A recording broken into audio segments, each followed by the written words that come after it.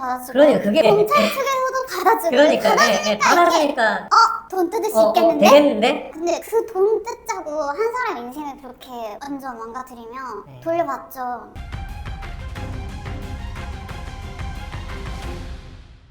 네, 안녕하십니까. 안녕하세요. 어렵다는 사실 검찰 단계에서 강제추행 불기소 결정이 나왔어요. 보니까 담당 검사님이 최현주 검사님이신데 여성 검사님이라고 무조건 여자한테 유리하진 않다 이런 것도 우리가 알게 됐고 또 이렇게 어려운 발걸음 해주셔서 너무 감사드립니다. 아닙니다. 먼저 그럼 사건 얘기부터 한번 해볼게요. 의뢰인분은 마사지샵 운영하셨었죠? 네, 건전 마사지샵 운영 중이고요. 지금도 운영하고 계신 거예요? 아니요, 지금 폐업했습니다. 지금 폐업하셨고 네. 근데 지금 상황이 마사지사를 이제 뽑는 과정에서 네. 여러 가지 마사지 테스트도 진행을 하게 됐는데 거기서 갑자기 여자분이 만져놓고는 오히려 여자분 자기가 추행을 당했다 이렇게 고소를 당한 그런 사건인데 구체적으로 그럼 무슨 일이 있었는지 한번 거기에 대해서 이야기를 해보도록 할게요. 회사를 다니면서 이제 부업 겸 투잡 개념으로 지금 만나시는 여자친구분과 함께 마사지샵 운영을 하신 거죠? 네, 건전 마사지샵이고 그렇게 해서 고소인이 이제 마사지사로 지원을 해서 면접을 보게 된 상황인데 면접은 왜 보게 된 건가요? 제가 공고를 올렸었고요. 그 공고를 보고 저한테 먼저 연락이 왔었고요. 그다음에 저한테 다음날 바로 출근을 할 수 있냐라는 그런 연락을 받고 면접을 보게 됐죠. 처음에는 이분을 어디서 만난 거예요? 면접 볼 때? 커피숍에서 만났어요. 그때 이제 이 여자분이 자신의 마사지 경력이 오래되지 않았다, 마사지 잘 못한다, 뭐 이런 식으로 얘기했다는데. 네, 맞아요. 그 여자분은 제가 마사지 경력이 오래됐냐, 저희들은 마사지를 기본적으로 해야 된다라고 했더니 마사지 경력이 얼마 되지 않았다, 짧다라는 얘기를 했었고요. 그리고 제가 어떤 마사지를 해봤었냐라고 했을 때 그 여자는 OP 마사지에서 근무를 했었다. 불법 네. 성매매 관련. 네, 그래서 제가 굉장히 놀랬죠. 아니다, 저희 샵은 그런 마사지가 아니고 정식적으로 건전 마사지이기 때문에 기본적으로 마사지를 해야 된다라고 했더니 굉장히 당황스러워하는 표정이었어요. 그때 당시에. 그래서 카페 면접에서 끝난 게 아니라 이제 마사지 테스트를 받아보려고 하셨잖아요. 네네네. 그러면서 사실 이 사건이 발생을 하게 된 거예요. 네, 맞습니다. 그 테스트를 받아보려고 했던 이유가 뭐죠? 일단은 그분이 뭐냐 커피숍 면접을 볼 때 당시에도 마사지 경력이 얼마 되지 않았다. 자기는 마사지를 못한다라는 말을 계속적으로 반복을 했었어요. 그분한테 테스트를 받아봐야 되겠다. 혹시나 숨기는 건 아닌가. 그리고 또 1인 샵이고 해서 현금도 믿고 맡길 사람 좀 필요하고 뭐 그런 상황도 좀 있었잖아요. 네. 그리고 또 불건전 마사지를 하는 건지 아닌 건지 그런 것도 좀 확인도 해봐야 되고 믿음직스럽지 않은 부분이 있으니까 마사지 테스트를 받자 이렇게 얘기하신 네, 걸로 맞습니다. 이해를 하고 있는 건데 마사지 테스트를 진행해도 되냐라고 물어보니까 반응이 어땠어요? 제가 정확하게 경력이 얼마나 되냐라고 물어봤을 때 그때 6개월 정도밖에 안 됐다라고 얘기를 했거든요. 그래서 그러면 혹시나 저한테 마사지 테스트를 해볼 수 있겠냐라고 물어봤더니 가능하다, 괜찮다라고 얘기했고 네. 불편하시면 안 하셔도 된다. 다시 한번 제가 여쭤봤어요. 네네네. 양해를 구했죠. 네. 그랬더니 괜찮다, 자기는 할 수 있다, 흔쾌히 동의를 해주셨고 그래서 저는 마사지 테스트를 받은 거죠. 그러면 테스트가 어떤 식으로 진행됐는지 좀 과정을 설명해 주실 수 있을까요? 일단은 제가 마사지 테스트를 가능하냐라고 물어봤을 때 그 다음에 저는 마사지 테스트를 준비를 하려고 했고 그때 당시에는 제가 한 호실에서 테스트를 받으려고 했고 다른 호실에서는 지금 현재 손님이 마사지를 받고 있는 상황이었거든요. 네. 근데 제가 마사지 테스트 하려고 했던 그 장소에는 일회용 속옷이 없었어요. 그래서 이거를 어떻게 해야 되지라고 생각을 했을 때 오일 마사지 이런 건가요? 네, 네. 맞습니다. 그래서 오일 마사지를 받으면 저 몸에도 다 네. 묻을 거고 제가 또 제 속옷을 입은 상태로 오일 마사지를 받으면 그 오일이 또 타근건하게 젖을 거고 여러 가지로 지저분해질 것 같다는 느낌이 들어서 저도 어쩔 수 없이 탈의를 하고 마사지를 받으려고 했었죠. 저는 베드 위에서 마사지 준비를 하고 있었고 그분은 거실 쪽에서 마사지 테스트 준비를 하고 있었어요. 그때 당시에 마사지 테스트를 하기 전에 어떤 사람한테 면접자분한테 연락이 왔었어요. 전화를 받았는데 그 여자분이 통화를 할 때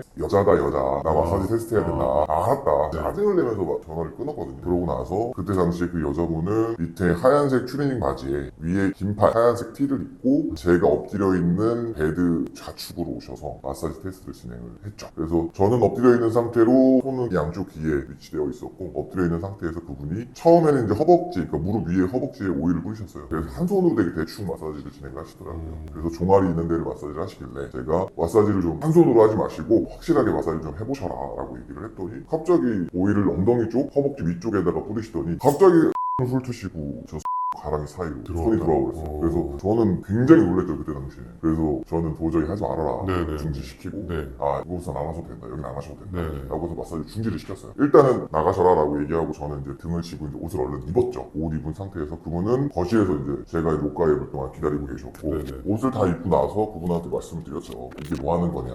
전에도 마사지를 이렇게 하셨냐. 네. 그랬더니 그분이 예 그렇게 했다. 마사지 원래 그렇게 했었다. 네네네. 저는 그러면 이런 건 아닌 것 같다. 손님들이 실망하실 것 같다. 라는 얘기를 했더니 되게 굉장히 웃으면서 아니다. 손님들 실망 안 하게 잘할 수 있다. 자신 있다. 라고 얘기를 하길래 저는 좀 의아했죠. 아 네. 이게 대체 뭘까? 이게 마사지가 어떤 식으로 했길래 이렇게 얘기를 하는 걸까? 라고 하면서 마사지를 중지시키고 그러고선 계속적으로 그 사이사이에 어떤 사람한테 계속적으로 연락이 오고 있었어요. 애초에 처음에 마사지샵에 도착을 했을 때 마사지 테스트 하기 전에도 그 여자분이 조금 의심스러운 말을 한 적이 있어요. 전화가 계속 오길래 제가 걱정하지 말고 왜냐면은 커피숍에서 있을 때 친구랑 같이 왔다라고 얘기를 했거든요. 그렇기 때문에 마사지숍에 도착을 했을 때도 계속적으로 전화가 오고 연락이 오길래 제가 친구 걱정하니까 편하게 연락 받으셔도 되잖아. 괜찮다 라고 얘기했더니 괜찮다. 자기 친구는 모른다. 자기가 마사지 관리사로 면접을 보러 온 걸 모르고 있다. 자기는 그냥 카운터 알바라고 얘기를 했다 라고 얘기를 하고 저는 그때도 이제 의심이 새로웠죠. 아니, 왜 굳이 친구들한테까지 계속 이럴까라는 생각을 했는데 막판에는 또 이제 마사지 테스트가 끝나고 갑자기 대뜸 저한테 얘기를 하더라고요. 저 오늘 남편이랑 같이 왔다. 남편이 화가 굉장히 많이 나 있다. 지금 빨리 나가봐야 될 것 같다. 굉장히 쫓기듯 저한테 얘기를 했어요. 그래서 저는 놀랬죠. 아니 갑자기 처음에는 친구랑 왔다고 하고 근데 갑자기 또 남편이랑 왔다고 하고 그래서 저는 이제 남편이랑 같이 왔다고 하니까 당연히 빨리 나가보셔야 되지 않겠냐. 빨리 나가보시라. 근데 제가 마지막에 관리사 면접자한테 물어봤거든요. 혹시나 출근 여부에 있어서 남편분이랑 같이 있는데 제가 연락을 드려도 되겠냐라고 얘기했더니 전혀 상관없다. 연락하셔도 된다. 라고 하고 신발 신고 나가시는 것까지 제가 배웅을 했어요. 그러고서 안녕히 가세요 라고 얘기했더니 예 안녕히 계세요 라고 그 여자분도 저한테 아주 친절하게 인사를 나누고 그 다음에 나가셨습니다. 그게 끝이에요. 그 뒤로는 무슨 상황이 있었죠? 일단은 그분이 저한테 연락을 많이 했더라고요. 누가요? 그 분인지 그 남편분인지 모르겠는데 네. 전화가 많이 와 있었고 저는 이미 마감을 하고 집에 갈 준비를 하고 있었기 때문에 전화를 못 받았어요. 저는 운전 중이어가지고 일단은 제가 그 연락을 못 받았고 집에 도착을 해서 처음에 부재중 전화를 보기 전에 문자 메시지를 먼저 보게 됐습니다. 근데 문자 메시지는 강서경찰서 누구누구 수사관입니다 라는 문자를 받았고 조사를 받아야 된다 그렇게 얘기를 했고 그 다음에 그 면접자분한테 문자가 와 있었는데 경찰서에 신고를 했다. 금방 잡히실 거다. 2년 실형을 받을 거다 라는 그런 문자를 봤어요. 그래서 저는 이게 뭘까라는 생각을 했죠. 이게 대체 뭔가 라고 해서 부재중 전화에 있는 전화번호를 골라서 전화를 했죠. 그랬더니 그 면접자의 남편이라는 사람한테 네. 통화를 했어요. 전화를 해보니 대뜸 여보세요만 했는데 남편이 굉장히 언성을 높이면서 크게 소리를 지르더라고요. 처음에 했던 말은 당신 누구냐? 당신 뭐 조폭이냐? 당신 뭐냐? 왜 내 와이프를 추행했냐? 그런 식으로 처음에 얘기를 하더라고요. 그래서 무슨 말이냐? 천천히 얘기해봐라. 무슨 말이냐? 당신이 내 와이프를 추행했다며. 면접 보러 온 사람 남편인데 당신이 내 와이프를 데리고 가서 마사지를 받고 추행을 했다. 만졌다. 뭐 이런 식으로 얘기를 하는 거예요. 무슨 소리 하는 거냐 나는. 내가 당신 와이프한테 마사지를 받은 건 인정한다. 단 테스트였고 난 2번이나 동의를 얻었고 근데 오히려 그 사람이 나의 손이 들어왔기 때문에 나는 오히려 내가 추행을 당한 거지 내가 그 사람을 추행하거나 그러진 않았다. 손끝 하나 털끝 하나 건드린 적 없다라고 당당히 얘기를 했었죠. 근데 그 남자는 갑자기 대뜸 하는 말이 내 와이프는 정신지체 장애가 있는 사람이다. 너는 단단히 걸렸다. 너는 정신지체 장애자를 건드렸기 때문에 가중 처벌을 받는 거다. 너 그냥 깜빵 가는 거다. 그리고 저한테 했던 말은 당신이 아무리 안 했다고 빡빡 우겨도 피해자 진술 그러니까 진술로만 처벌을 받을 수 있는 게 이거다. 당신은 빨간줄 가는 거고 전과자 되는 거고 당신은 결혼은 했냐라고 물어봤어요. 그래서 아니 결혼은 안 했고 미래를 약속한 여자친구는 있다 라고 얘기했더니 당신 여자친구가 범죄자를 좋아할 거 아니야. 성범죄자를 좋아할 거 아니야. 당신은 그 여자도 놓치는 거다. 이제 끝났다. 그 여자도 이제 도망갈 거다. 그 전화를 받았을 때 기분이 어땠어요? 굉장히 당황하고 이게 뭔 상황인가 두려웠죠. 이게 무슨 말이지? 아무런 짓도 안 했는데도 불구하고 실형을 산다, 깜빵을 간다, 전과자를 간다. 제가 생전 태어나서 처음으로 이런 성범죄라는 단어를 처음 들어봤으니 굉장히 당황스러웠고 혼란스러웠고 그리고 제가 부업을 하다 보니까 몇 날 며칠 잠을 못 잔 상황이다 보니까 굉장히 머리가 복잡했죠. 이게 무슨 상황이지? 네. 굉장히 덜컥 겁이 나죠. 이러다가 정말로 깜빵을 가는구나. 정말로 내가 마사지 테스트를 받은 게 강제추행인가 보다 라고 저는 믿을 수밖에 없었어요. 그때 당시에. 왜요? 그러니까 그 사람이 얘기를 하는데 법적 용어를 굉장히 많이 썼거든요. 기소유예, 반의사, 친구죄 여러 가지 법률 용어를 막 쓰면서 당신은 이제 역겹다, 이제 끝났다 라는 식으로 얘기를 하다 보니까 굉장히 저는 이제 겁이 날 수밖에 없다. 이 사람이 법에 대해서 뭐 많이 아는구나. 네. 친구만 당하고 경찰에 연락 온 사실만으로 그냥 죄가 인정되는 줄 알았다. 예, 저는 그렇게 알고 있었어요.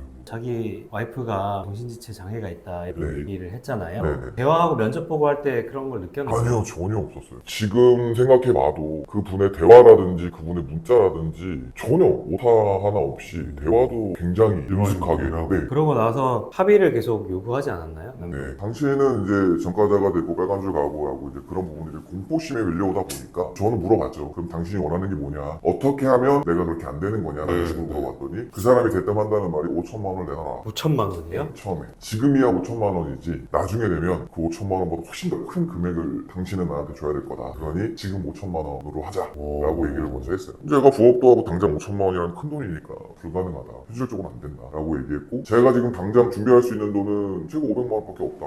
나는 500만 원밖에 없다라고 얘기했더니 그 사람이 한다는 말이 한참 생각하더니 500만 원 너무 적다. 대출을 받든 현금 서비스를 받든 해서 1,000만 원으로 합시다라고 얘기를 하더라고요. 그래서 일단은 그 사람이 저한테 얘기를 했죠. 일단 자기가 있는 부천의 원정역으로 와라. 그 몇 시쯤이었어요? 그때가 3시가 넘었고 새벽 3시요? 네, 새벽 3시가 넘었고 저랑 통화를 하고 나서 그 사람을 만난 게 5시 안 됐을 때 남자분이 있는 곳에 직접 찾아가서 만났네요. 아니, 그래서 저는 여자친구랑 같이 갔죠. 여자친구랑 같이 가서 일단은 이 사람을 설득을 시키는 게 맞는 건지 어떤 상황인지 모르겠으니까 저는 일단 찾아갔죠. 그 사람이 타고 있는 차에 탔어요. 여자친구랑 저랑 같이. 처음에는 적지 않게 그 사람이 좀 당황스러워 하더라고요. 여자친구랑 같이 와서 그런 건지는 모르겠으나 여자친구랑 같이 왔냐, 다 내용을 알고 있는 거냐, 자기가 편하게 일을 해도 되는 거냐라고 하면서 조심스러워 하더라고요. 저는 아무런 잘못이 없고 아무런 죄를 진 게 없으니까 괜찮다, 나 여자친구한테 다 얘기를 했다, 그런 얘기를 해라 편안하게. 그랬더니 그 얘기는 안 하더라고요. 당신이 뭐를 만지고 어쩌고 이런 얘기는 쏙 빼놓고 일단 그건 됐고 돈이나 달라 이런 식으로 얘기를 했고, 처음에 얼마 안 돼서 저한테 얘기했던 게 왜 전화를 안 받았냐, 전화를 받았으면 내가 경찰에 신고 안 하고 간단하게 돈만 받고 끝났을 거 아니냐.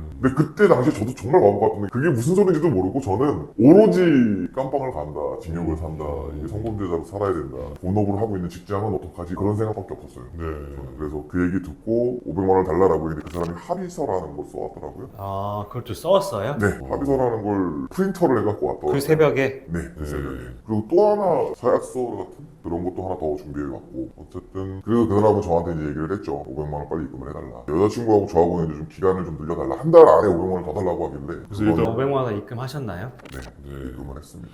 근데 이거 사실은 추행을 한 게 아니잖아요. 근데 왜 500만 원 준 거예요? 저는 그 사람이 말하는 내가 장애인을 데리고선 마사지 테스트를 받은 것 자체가 그냥 강제추행이라고 믿고 있었어요. 그냥. 근데 좀 의아한 게 원래 강제추행으로 이제 고소를 하면은 고소를 당한 쪽, 여기서는 우리 의뢰인분 쪽에서 아쉬워서 합의하자 이런 얘기가 먼저 나오는데 그렇죠. 고소를 한 입장, 그것도 자기 와이프잖아요. 자기 와이프가 지금 추행을 당했다는 상황인데 네, 그런 상황에서 먼저 합의 얘기를 꺼냈네요. 네, 먼저 저한테 합의를 하자고 얘기를 했어요. 만약에 지금 우리 의뢰인분한테 지금 만나는 분 여자친구가 있잖아요. 네, 여자친구. 그런 일을 당했다. 그럼 먼저 합의 얘기 하실 것 같아요. 아니요, 저는 절대 합의 생각도 안 할 것 같아요. 그러니까 내 여자를 건드린 거잖아요. 그렇죠. 화가 나서라도 뭔가 뭐라고 하고 합의가 문제가 아니죠, 그때는. 근데 여기서 굉장히 특이한 게 그냥 여자친구도 아니고 자기 와이프인데 그런 와이프를 추행한 남자한테 먼저 연락을 해서 지금 합의하자, 5천만 원 달라 이렇게 네. 얘기한 거잖아요. 네네네.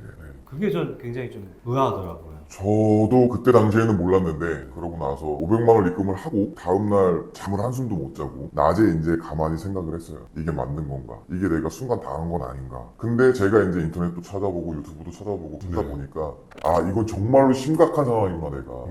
그러니까 예를 들면 제가 진짜로 이거 껐도 잘못하다가는 내가 아무 잘못도 없는데 그 여자를 추행한 것도 아닌데 내가 진짜 잘못하다가는 실형 아닌 실형, 진짜로 감옥을 갈 수도 있겠구나라는 생각을 크게 했었어요. 그래서 아, 이건 안 되겠다 싶어가지고 변호사를 선임을 해야 되겠다.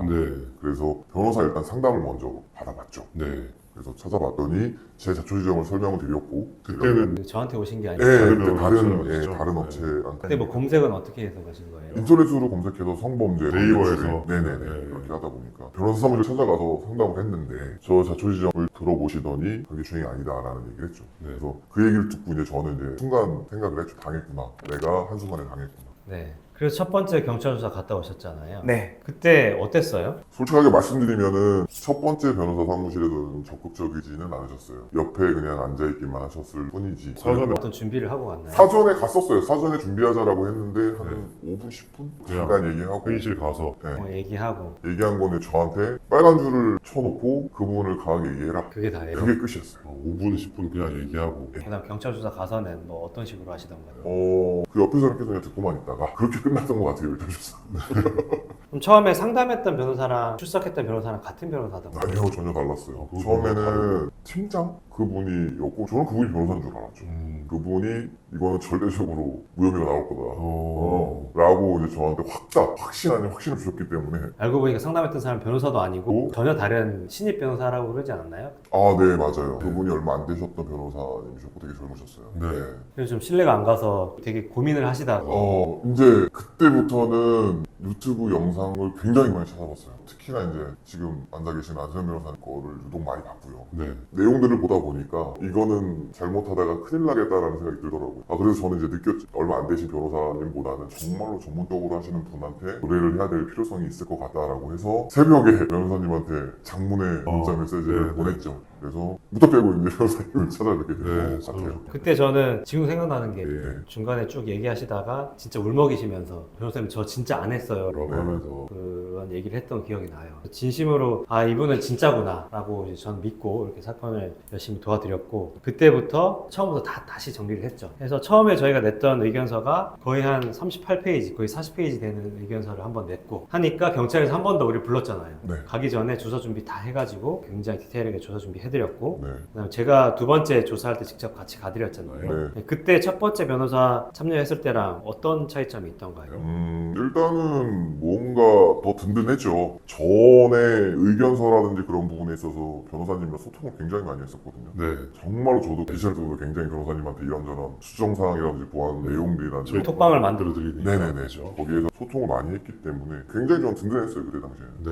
그래서 저는 뭐 어떤 짓도 저지른 게 없으니까 네. 당연히 당당하게 더 임할 수 있었던 것 같아요. 네. 그때 저는 수사관도 약간 우리 말을 좀 들어주는 느낌이 아, 들고 네, 맞아요. 네. 태도가 많이 달랐었어요. 네. 두 번째 조사를 받으러 갔을 때는 이 수사관이 오히려 저희들 쪽에 좀 긍정적으로, 호의적으로 그런 부분이 좀 많이 느껴졌죠. 이상하게 생각한 부분이 그 새벽에 갑자기 합의서를 다 준비해서 들고 오고 인주도 다 들고 오고 네. 이런 거 있어서 좀 이상하다 생각도 했었고 그리고 그때 당시에 변호사님도 기억하시겠지만 그 여자 면접자가 저한테 문자 메시지 보냈던 거 네, 네. 2년형 받으실 거래요. 네, 라는 네, 그런 네. 부분들을 제가 궁금해서 수사관한테 물어봤었거든요. 네. 혹시 수사관님이 그때 당시에 이런 얘기를 했냐.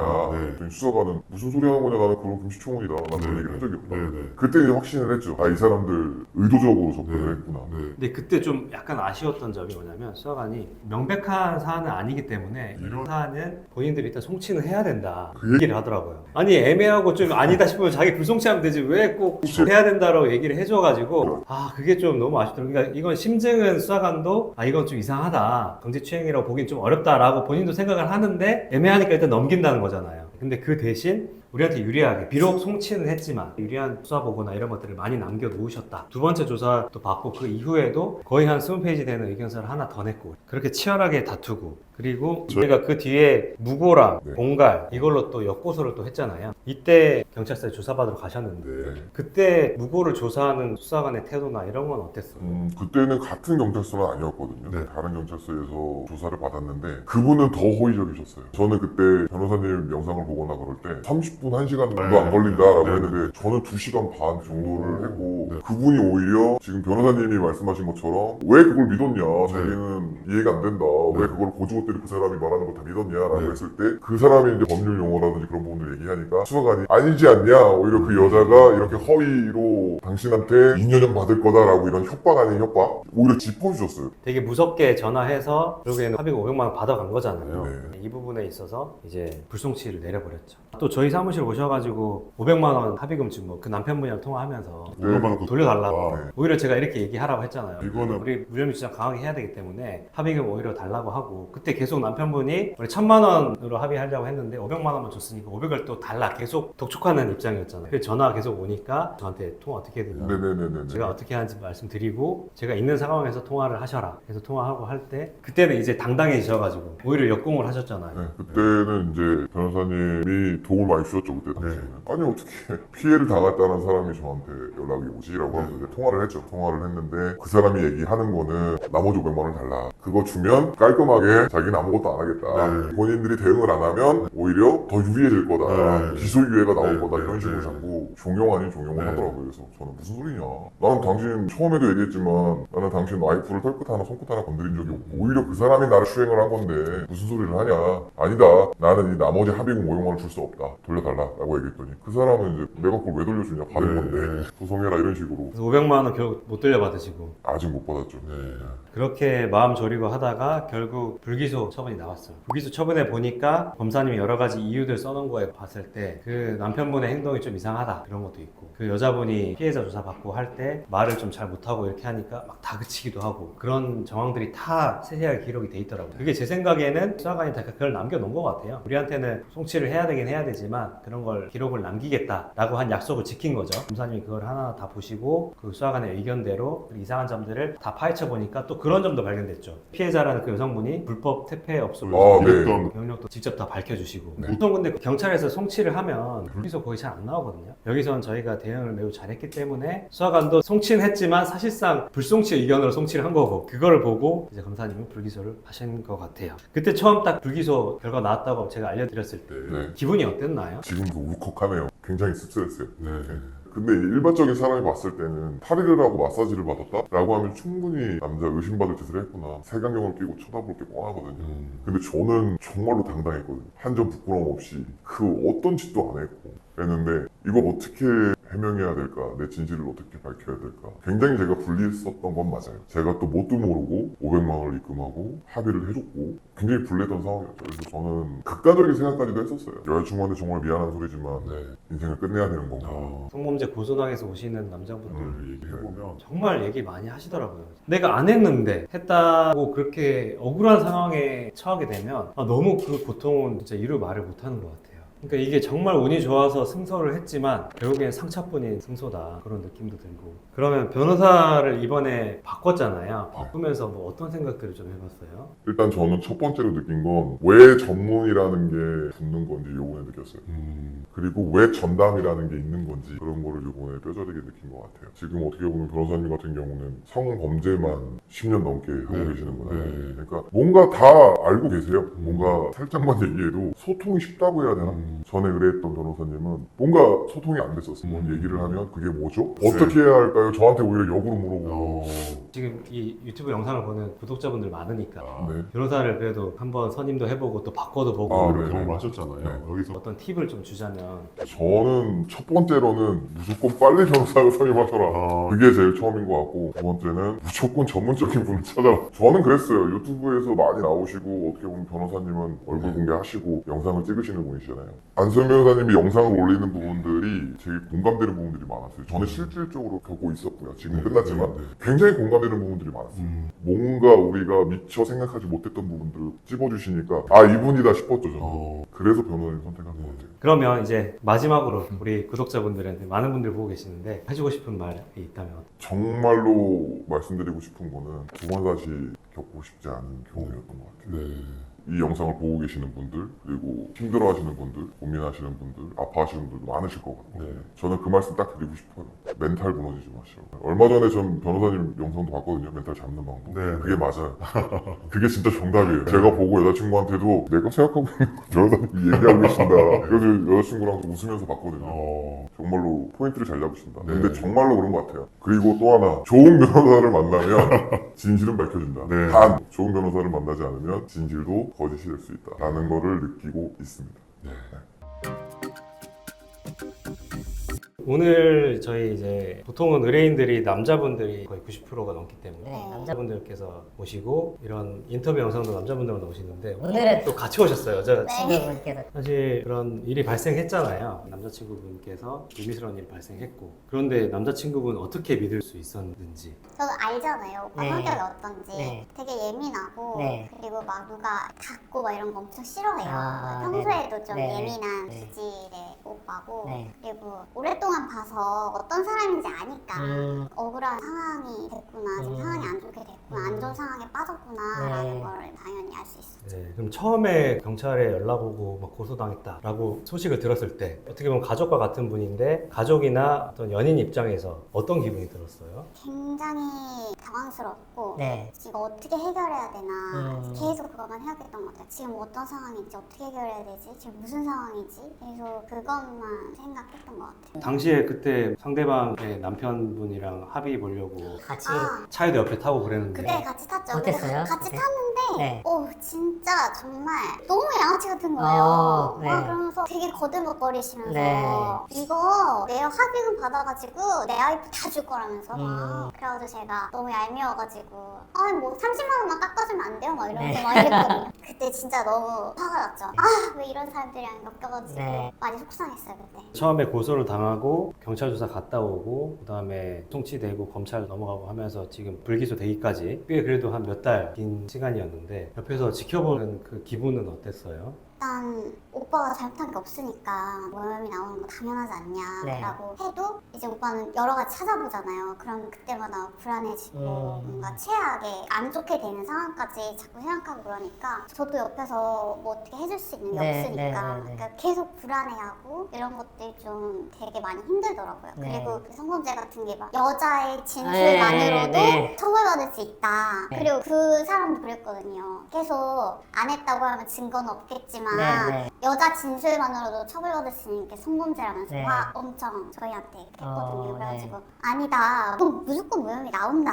막 이렇게 해도 오빠는 힘들어하니까 진짜 저도 같이 옆에서 막 힘내라. 조금만 네. 버텨봐라. 이번 달까지만 버텨봐라. 그러면 여성인 입장에서 지금 이 성범죄가 사실은 여자의 어떤 일관된 진술만으로 처벌될 확률이 굉장히 높거든요. 이런 상황에서 어떻게 생각하세요? 그러니까 오빠가 많이 찾아보니까 저도 많이 찾아보게 됐거든요. 네. 실제로 어떻게 하면 남자를 거짓 진술로 집어넣을 수 있는지에 네. 대해서 그런 썰들도 있는 거예요. 네네네. 일단 진술이 굉장히 네, 구체적이어야 네, 되고 네. 그 다음에 그거를 정리해가지고 똑같이 외워가지고 똑같이 네, 말하면 네. 그게 인정이 된다는 네, 거예요. 네. 그래서 자기는 성공했다 이런 네. 걸 찾아보니까 있는 거여서 아니 어떻게 이럴 수가 있냐. 여자가 당했다고 하면 그 무조건 잘못한 게 되고 뭔가 그런 시선으로 보면서 이렇게 되는 게 진짜 너무 억울하더라고요. 진짜 네. 제가 여자긴 하지만 진짜 네. 여자 조심해야겠구나 이런 생각도 들고 진짜 여자가 삔또 상하면 네. 하면서 이렇게 준비해서 하면 이제 남자 물먹일 수 있을 것 같은 너무 거예요. 뭔가 아까도 얘기하셨지만 정말 정말. 생을 마감하고 싶다 생각- 할 정도로 남자 한 명을 완전히 보내버릴 수 있는 네. 그러면 성범죄 어떻게 보면 무고를 당하신 건데 무고를 당한 남편이 될 남자친구를 둔 여자 입장에서 성범죄 피해를 안 당했지만 허위로 고소하는 여자분들에게 마지막으로 해줄 말이 있다면 어떤 말이 있을까요? 그렇게 하면 세상 살면서 반드시 다시 돌려받을 때가 올 거예요, 진짜. 네. 당장에 열받는다고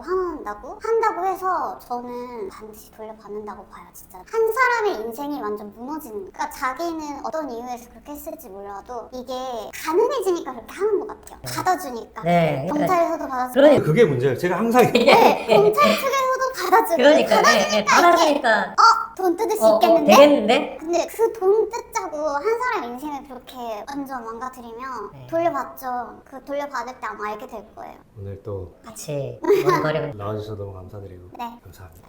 감사합니다.